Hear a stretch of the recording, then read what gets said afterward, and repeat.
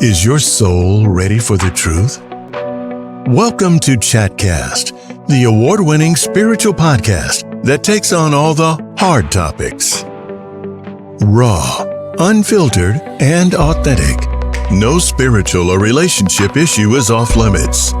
We discuss everything from sex and consent to equality, grief, death, and the spirit world.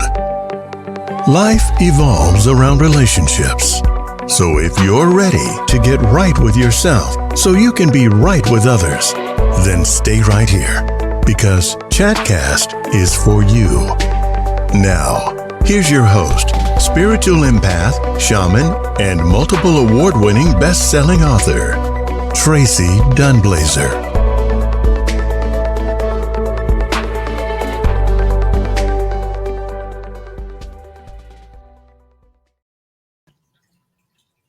Hi, good afternoon, everyone. Welcome to Chatcast.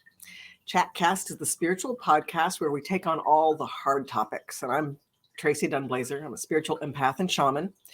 And as you know, this is a call-in show. So put in your phone 323-203-0815 because I know you're going to want to talk to me today about our topic, which is burnout. What is burnout? Because right now, as a society, as a culture, as many communities, we are burnt the fuck out, and it's hard. I'm doing this topic because, frankly, I'm burned out. I just in addition to the pandemic things, right? In addition to that, I'm working on a new book on grief, and it's even talking with people as an empath, I work with people and I connect with them in such a way where it puts me in a position to take on some of what they have. And on one level, it's an honor to do so, but on another level, it's taxing. And we're all feeling that way right now. We are all feeling inundated with our relationships with people, with our relationships to the media, with the environmental world. Right now it's interesting because the divisiveness that's happening in our media outlets and the very disparate perspectives that people have and the unwillingness to want to find a common ground, right? You know why that is? Because of burnout. When people get burned out, we want to work less at being connected, being committed, being compassionate, and our willingness to compromise.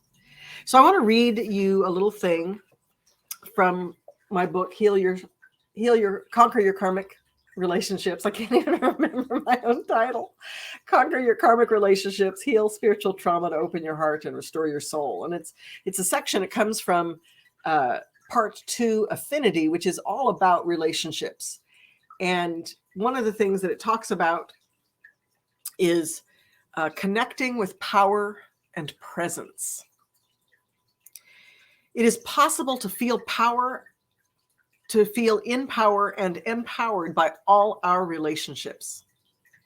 Although life and duality require experiencing powerlessness and disempowerment as an opportunity for education and healing, we must learn to relate to it, not as conflict, but as a ritual of disintegration and reintegration into a better form. All things in life fall apart so that they may come together in a way better suited for our current needs. Just so you know, that's a spoiler alert. All things in life fall apart so they may come together in a way better suited for our current needs. This perspective can give you the ability to address all your relational challenges with an open heart and mind and remaining where your power lies in the moment. So when we talk about our relationships, how we perceive them, how we interact with them is all based on our patterns that may today be outdated. I find that when we begin to experience a lot of internal conflict or external conflict, having conflict with the people around us, with the ideals that we see swirling around us that we may or may not agree with, right? When we begin to have conflict with all of those things, as many people are having that right now, it's because there is a need for a change on a larger scale. That means a cultural change, a societal change, an ideological change. And the way we learn to expand, not by colonizing and taking over ownership of things, but we expand our thinking into a way we can include everyone. The way that we can relate to and recognize other people, other businesses, other lifestyles, other orientations, that we can begin to see how we are interconnected with everyone and everything, and how we all rely on the planet to sustain us. So as that need begins to, right now, the earth is showing us what she needs from us. And she's showing us through her weather patterns. They're getting more intense, wiping entire communities off, sometimes off the planet. So she's letting us know what she needs from us. And now we have to adjust. We have to learn to begin to change what we think we need and what we think we want, and allow those ideals to shift. So I want to hear what you have to say about that. So call in today at 323-203-0815. Spiritually speaking, burnout is the fatigue you feel when you're going against the flow of life or the changes that your highest self has planned for you. So in an interpersonal way, when you begin to experience frustration, anger, feeling victimized, feeling put upon, when you begin to feel those things, that's your spirit telling you that the flow that you're in is not working for you. You know, you may not be setting boundaries in a way that is effective. You may not be standing up for yourself in a way that you need, or you may not be championing others, connecting with others who have a like mind. And how can we know who people really are unless we make the effort to get to know them? Which is another thing. It's the willingness to risk intimacy. A lot of times, a lot of the burnout people are feeling right now is because, you know, because of the last 4 and 5 years of politics, we think that that's intimacy. We think we know people better because they parroted one belief system or another. But that's not who they are. People are parroting whatever it is that they're parroting, or maybe they have their own deeply thought out ideas.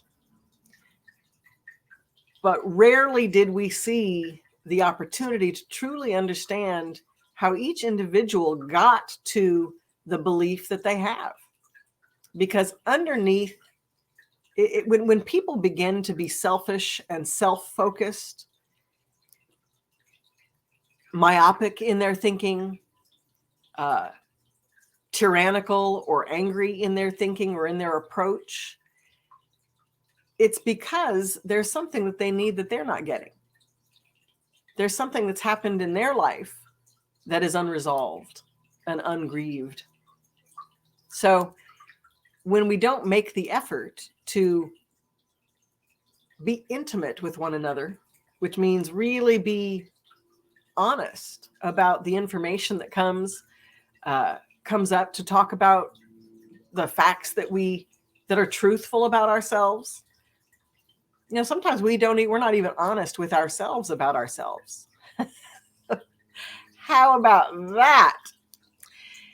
It's easier said than done to admit to yourself certain ways that you feel, certain things that you think, certain things that you want or believe in or think are true or not true. So really, first and foremost, being radically accepting of who you are first. And then because you've done that, you can see what you want to change and move forward on. Because no matter what you do, no matter what I do, life is going to keep moving. Life keeps moving on, whether or not we get in the flow. But when we get in the flow of life, of the universe, of the spin that we're in, we get in flow with that, it makes everything easier, because it's literally like a wind beneath our wings, right? We don't have to, but we are not the source that push us. We are the conduit through which the source expresses. And source does it through our personality, our minds, our hearts. So it's a partnership with yourself and the creator, or your higher self, however you think of that. Burnout can come when we become weighted down by our inability to control the world outside us. Ding, ding, ding, ding, ding, ding, ding. Right? That's a big one right now. We cannot control what other people are doing, or other people are trying to control what we're doing. And we're frustrated because we can't do that. We can't control others, and they can't control us. And somehow the policymakers they lead us to believe that they're the final word. But the truth is, the politicians are created by us. And the lowest common denominator that we as humanity, or we as a democratic society, or whatever kind of society that you live in, whatever it is that you're living, you are a product of that. It is your spirit, your connection, your group that has manifested that thing that you're living with. So as you begin to change, as you become free, so will the society you live in. And I know that that's a lofty spiritual idea, because it is a lofty spiritual idea. It is, but it's true. And it is the universal truth that connects us all.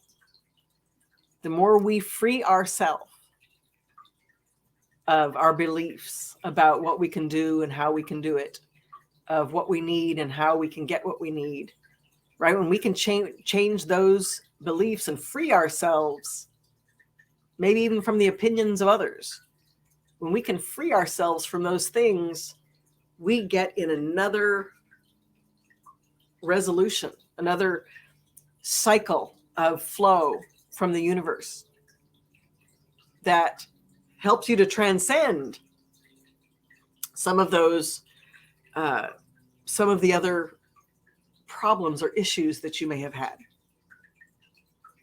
So think about that.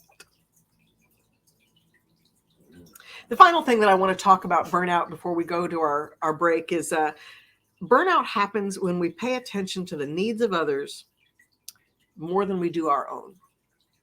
And oftentimes what's interesting is that we don't do that because we are philanthropic and loving and compassionate. We do that because we are deathly afraid to deal with what we have going on inside. So we would rather distract ourselves being subservient, submissive, or helpful, caring to others, rather than dealing with what we really need to deal with.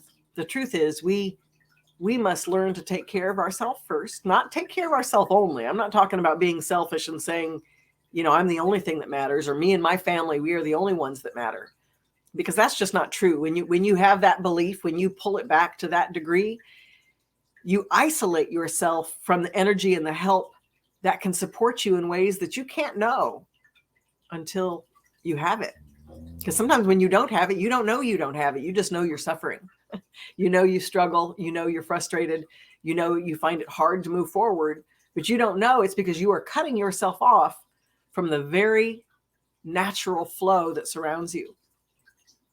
So that's different than distracting yourself by putting somebody else's needs first. Because in your life, nobody is more important than you. If you aren't well, you can't be well and do right by others. And if others aren't well, they can't be well and do right by you. So contemplate those things as we go to break. It's a little commercial about my first book, Master Your Inner World.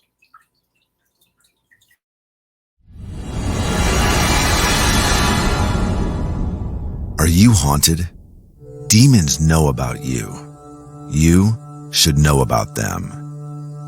Master Your Inner World, Embrace Your Power with Joy brings the information that many who suffer spiritual trauma have been waiting for, and the response has been powerful. In this award-winning book, renowned spiritual empath and shaman Tracy Dunblazer helps readers understand and gain advantage over spiritual forces and past life influences that impact their lives. Tracy reveals the origin of dark forces and how choices you make will dictate their access to you. Through the tapestry of anecdotes, channelings, and rituals, you will discover your own spiritual awareness and healing power. Master Your Inner World by Tracy Dunblazer. Available where books are sold.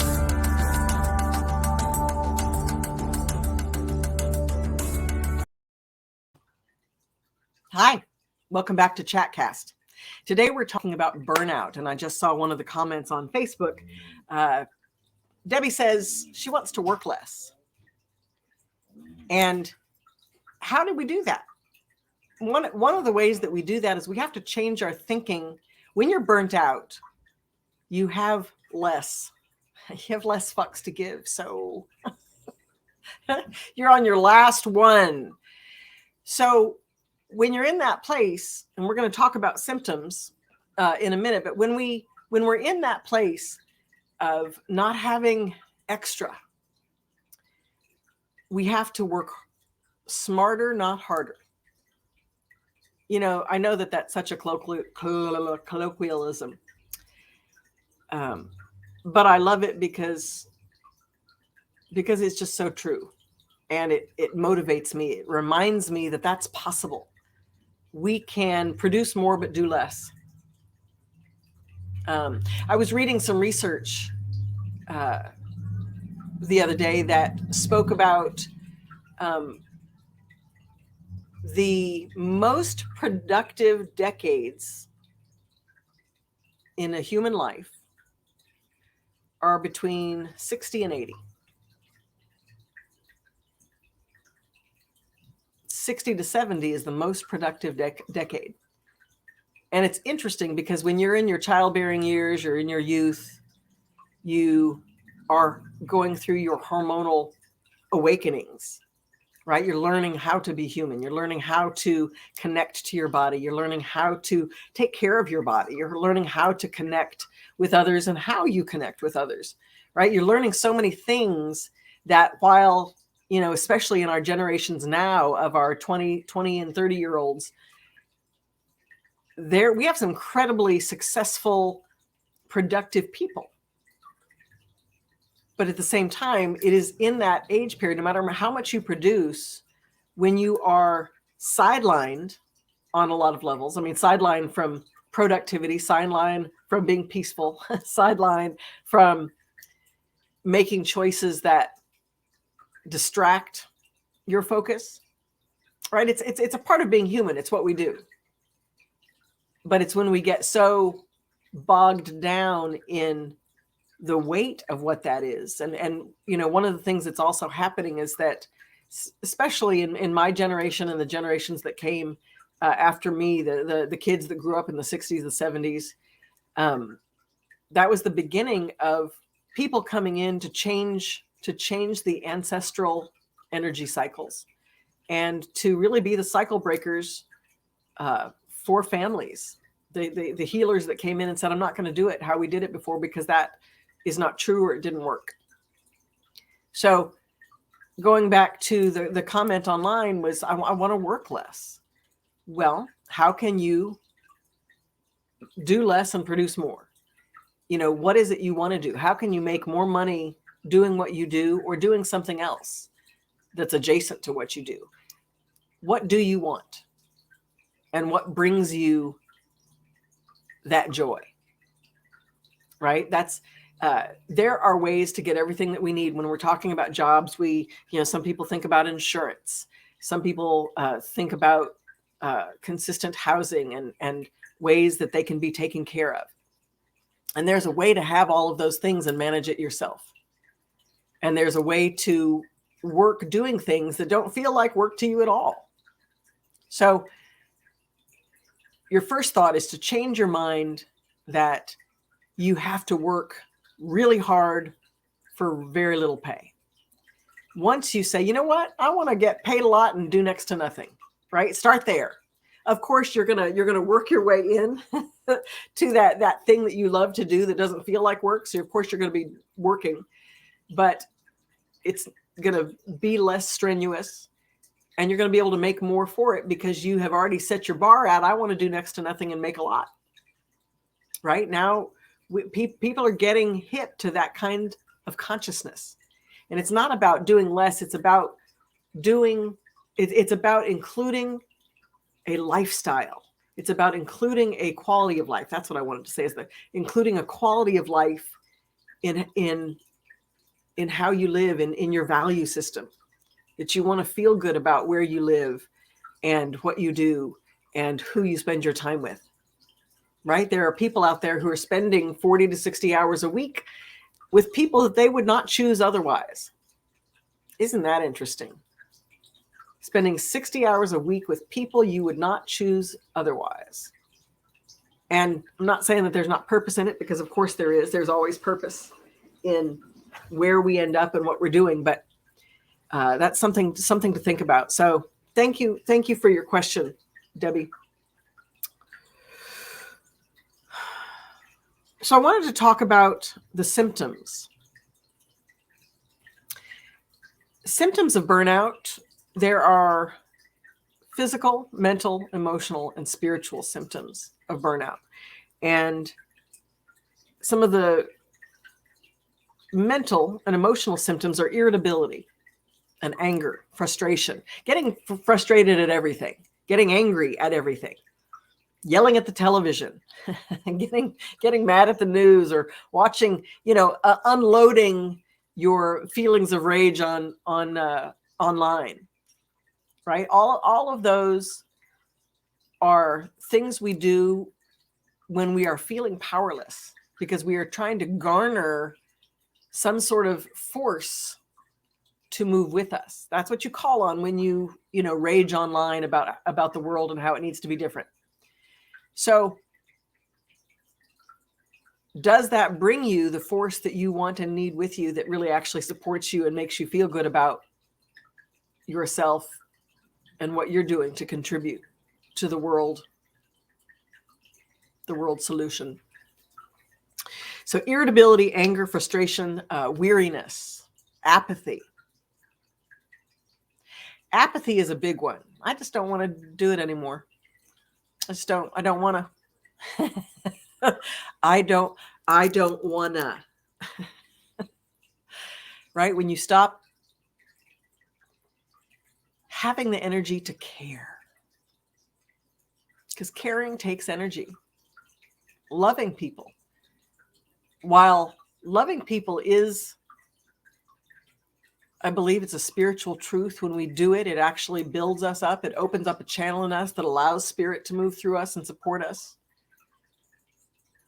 But when you're in a mindset that you've had enough, that you're tapped out, it's hard to open up the heart and let the grief out, because that's what needs to happen. When we become weary, it's because we are ungrieved in our lifestyle, our circumstance, the weight of things over a period of time that have accumulated. So beginning to pay attention to those things, and then ask yourself the question, gosh, am I burned out? So the next thing is thyroid dysfunction. On a physical level, we have general fatigue, adrenal fatigue, thyroid issues, thymus issues. So the thymus is a gland that's, your breastbone.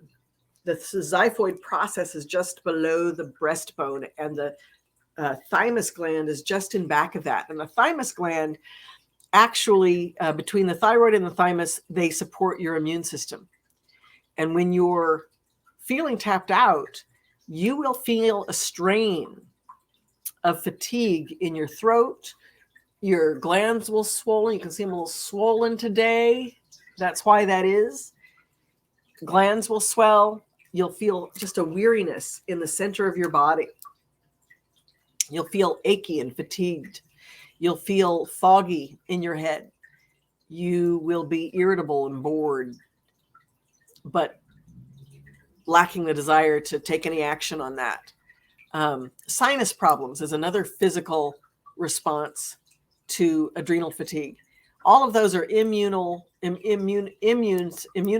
system. They're all immune system related in the body. It's interesting because bacteria in your body and your immune system is what balances and fights off and eliminates bacteria in the body. And bacteria in your body, when you have an influx of bacteria, it's because you are feeling victimized by something. Spiritually speaking, the energy of having too much bacteria in the body, or an imbalance of bacteria in the body, it comes when we are feeling victimized, or we are feeling like we are not getting what we need, or we're being taken advantage of. However you want to relate to that. Victimized is the trauma term that we use. And not everybody is in deep trauma, but the truth is many of you are. We've got first line workers, hospital workers out there who have been desperately trying to save entire groups of people, entire cities of people. And when they see that some of those people don't want to take care of themselves in the way that, well, they're taking care of themselves only in the way that they can, whatever they're capable of, that's what they're doing. And it's frustrating and it's hard, right? So we've got a whole group of people who, the only thing that would change them not feeling victimized is to quit their job. And we don't want them to do that. Don't do that. We need them, right? We are all interconnected. Every choice we make impacts other people in our neighborhood, in our family. And right now, it's impacting the world at large. Energetically, we are connected with people, and we strengthen them or we diminish them with what we think, feel, and present. So I got off track there, but the physical body is directly related to all of the emotions that we have, and our emotions at times express themselves through what our physical body is doing and through the balance that it's able to maintain. So drink lots of water. Keep the flow going. Okay, so the last thing when we talk about spiritual symptoms is delusional thinking. Delusional thinking and sensitivity and empathy. Heightened sensitivity. Those are two spiritual connections to how we relate, the lens that we look at life through. So sometimes we look at life through a lens that makes us believe that things are much worse than they are for us. Or it makes us believe things about other people that aren't necessarily true, but we just don't know because that's not the lens that we're looking through. So we'll probably get to a little more of that after this next commercial break for Conquer Your Karmic Relationships. Your karma got you down? Claim your history, own your power, and change your life. In this groundbreaking book, Tracy Dunblazer takes an in-depth look at your karmic relationships and repetitive patterns that position you in life. This 10-time award-winning best-selling book will inspire change in you. You'll learn all the ways to reveal, accept, forgive, and transform your relationships on every level, not only to your soulmates and romantic relationships, but how you relate to food, money, family, culture, religion, sex, death, and your environment. Conquer your karmic relationships, heal spiritual trauma to open your heart and restore your soul. Will help to honor the very core of what drives you, showing how to direct its power into usable, life-giving resources. Through radical acceptance, learn how to recognize your karmic relationships and love yourself and the life you have right now. Pick up a copy of Conquer Your Karmic Relationships anywhere books are sold.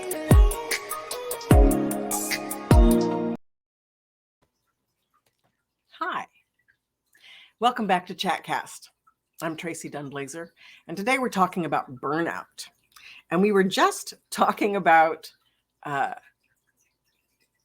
compassion fatigue and sometimes the delusional thinking that comes with burnout.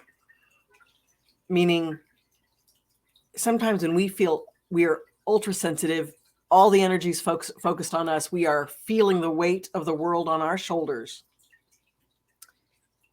When somebody says something to us or even looks at us in a way that you know, when you're sensitive, you feel it like a punch to the gut or a punch to the throat. It's not fun when you are in that highly sensitive place. So when a person is in that highly sensitive place, oftentimes they're looking through that lens of sensitivity. Their focus is on what they want not to happen, what they don't want to happen. I love double negatives. I do that all the time. So they focus on what they don't want to happen, and they look through the lens of, is it happening? Did it happen? Is it going to happen? Is that going to happen? Should I do this? Should I do that? You know, what should I do? It's a sense of hypervigilance that comes when we are overwrought with emotion, thoughts, and energy that we are unable to process. And again, the most efficient way, and we haven't really talked much about this today, but I talk about it frequently on Chatcast and other forums, is grief. Grief is the way that when we cry it out, when we laugh it out, that creates a shift, not only in the physical body, because it literally does change the neurons in the body. It changes the neurons in the brain it erases the old neurons, the old messaging, and it allows you space to repopulate those neurons with a new belief, a new idea, a new thought pattern that you can then, over time, you can create a new habit. Right. And that's when we grieve, that's what grief does for us. It helps us to transform and shift how we think. And then in turn, that changes the lens that we look at life through. We stop taking personally what other people do and begin to fully be accountable for what we are doing and what we want and the impact that it has in the world around us. Right? I mean, that's the process of becoming. And the last 2 years on a spiritual level, like a lot of people are like, well, why is this happening? You know, are these the end times? They, in fact, are the end times, but it's not as Revelations would have it. It's not the end of the world. It is the end of a way of being in the world. It is the end of being powerless in the world. And It is the end of trying to make other people accountable for who we are and what we do and the impact that it has.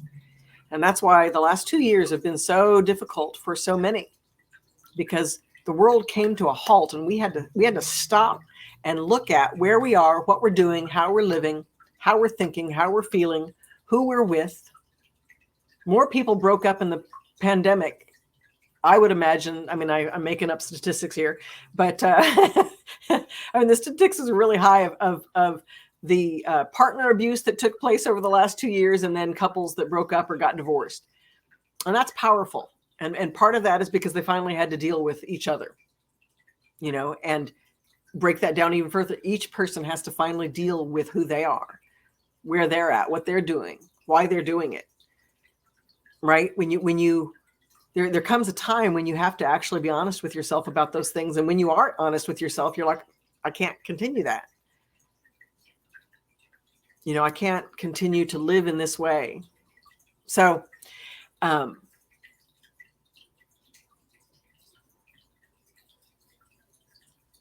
last 2 years have shown people where they're at and given them an opportunity to see what they need.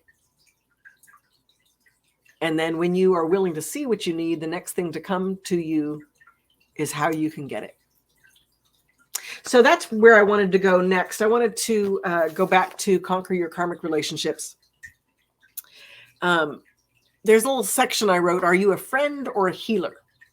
Because that's the other thing that in order to be a fully accountable person, we need to recognize the difference between someone who is being a friend and then someone who it is their goal or their purpose in life to heal others. And those two roles, they are very different. They are not the same thing. So, are you a friend or a healer? A friend says what you want to hear. A healer tells you what you need to hear. There are times in our lives when the circumstances are set up for us to experience a loss completely on our own. It's truly one of the most amazing experiences to have worked through a loss or problem for yourself. When we bring others into our grief, we are sharing our grief with them. They share in processing the grief we have. It's an enormous job to put on someone, but one of the greatest acts of love and trust that two people can share in any relationship. So if you're a friend, these are some things that you can do to help other people, your friends who are suffering. You can actively listen and respond with empathy and compassion. You can offer to participate in distracting activities like hiking, shopping, movies, or a visit to the spiritual place of their choice. You can help a friend with their responsibilities, such as house cleaning, car maintenance, food preparation, or anything else that may get swept under the rug in times of grief. Or you can do something thoughtful, send funny text messages, share funny videos, get them a card or a favorite candy, or show up on a lunch break with their favorite venti quadruple half calf, organic almond milk, extra soy, whipped cream. Because they're going to love you for that. It's sure to bring a smile no matter how fleeting. So that's what a friend does.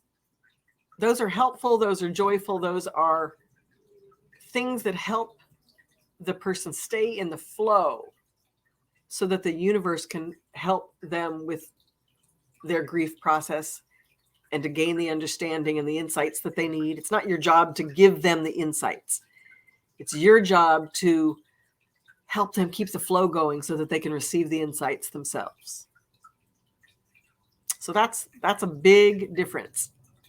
Now, if you're a healer, right? Some people are naturally healers, and some people are really, that's what their life is about. That's what they may have experienced something and they want to pay it forward.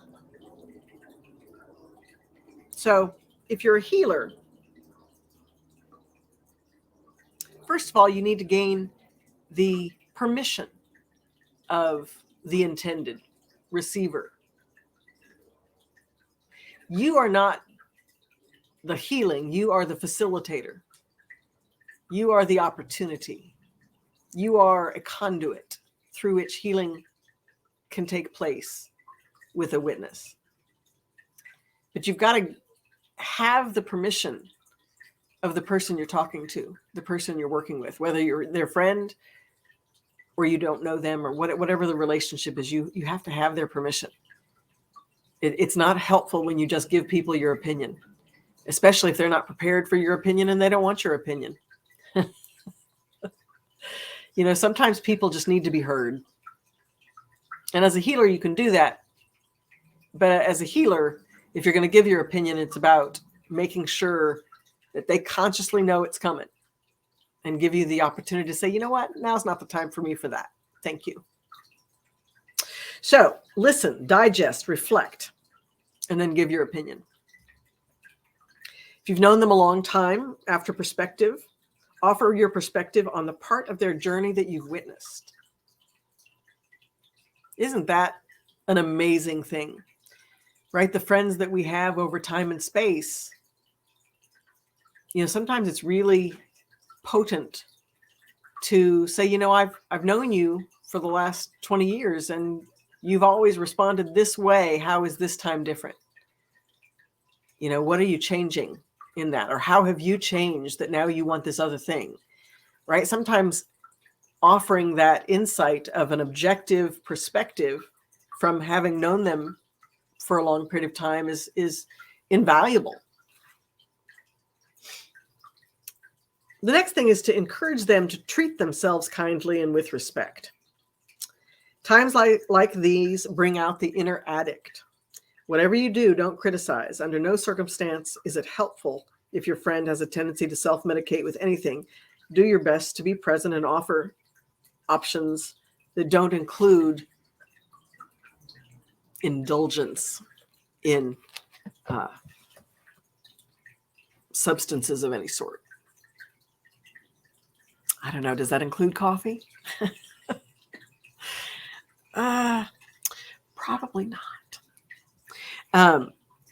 But you want to be the voice of reason and of balance, and offer them not judgment, but an opportunity to learn moderation. Right? When we are grieving, sometimes we are just not going to be moderate. If we're going to drink, we're going to tie one on. If we're going to smoke, we're going to do the whole pack.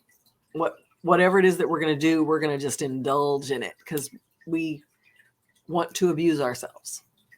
And make no mistake, that's what it is, and that's what we want to do. That's what that inner desire is to try to kill whatever the pain is.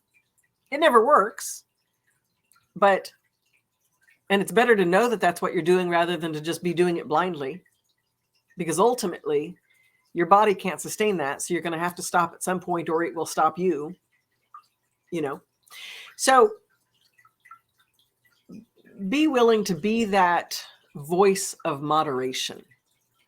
And if anybody, we've got a few minutes left for a phone call or two. So if you want to give us a call here at LA Talk Radio at 323-203-0815, I really want to talk to you about this, because this is a hard topic of burnout. So the final thing in learning to be a healer, and the difference between friendship and somebody taking on a healing role,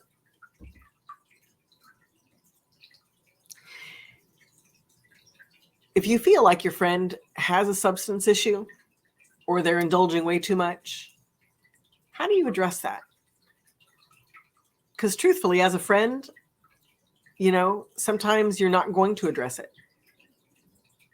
Or you're going to make the choice to give up your friendship to address it. Because oftentimes, if somebody is an addict and they're in a place, they will cut you loose before they will, if they're not ready to admit that what they're doing is out of balance, or it's an issue, or they need help. Right? So as a healer, you've got to make the commitment to yourself. And again, there is a response to that you may or may not like, and it might make you feel sad, and you may have to grieve the movement of a relationship. I want to bring that up too. When we have, as caregivers, so specifically speaking as caregivers, we are not, although we may have friendly relations with people, and we may know more about those people than anybody else in their life, part of our fiduciary response, our fiduciary obligation, responsibility, is to offer them the compassion of truth, and to be willing to be the one to get kicked to the curb or to be lashed out at. I'm not saying you have to take it, but being in this business, it just happens. People in their lowest moments sometimes go into a trance-like state and say and do things that it may take them sometimes a lifetime to remember. If they have the opportunity to remember, it might take them their whole life. They might remember it in a few days. It might take them months. Sometimes when people are in a low way, when they are feeling fearful or uncomfortable, terrified, terrorized, and sometimes when we confront people with something about them that they are unprepared to really recognize and deal with, that hits them like terror, and they go blank. And maybe another part of their personality comes forward that they're not necessarily consciously aware of. So that's when I was talking about the delusional thinking. That's what that is. It's like we've got multiple personality aspects or tools within us in our soul that over time become integrated as we work on them. But when we're not in that state of integration, we are in a state of disintegration and separation. So when that's the case, people say and do a lot of sometimes mean things. And as the messenger, sometimes that's a hard thing to tolerate. And sometimes you are left in the position to grieve. Do not underestimate a daily grief ritual where you give yourself the opportunity to grieve.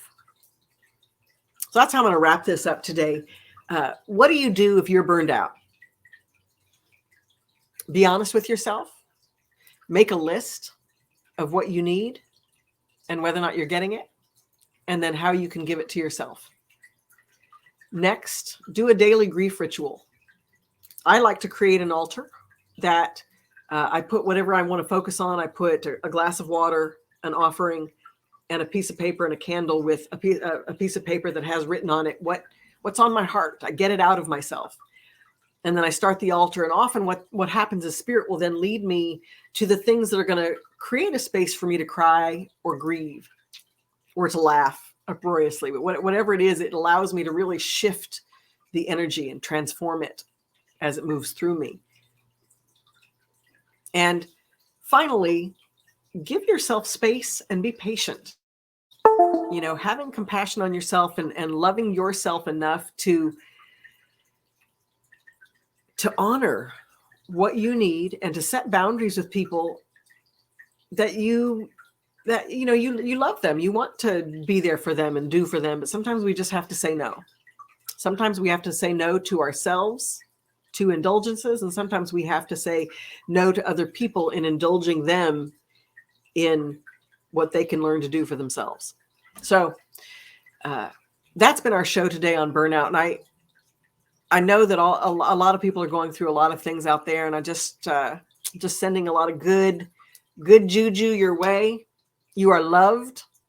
You are cared for. There are beings that are profound and powerful and with you day and night in light. So don't forget that. Learn how to take care of yourself. And thank you so much for tuning in to Chatcast. It's been a real pleasure as always. And I'll see you in a couple of Thursdays. You've been listening to Chatcast with Tracy Dunblazer, the award-winning spiritual podcast that takes on all the hard topics. Join us next time for more in-depth conversations about life and relationships. Thanks for listening.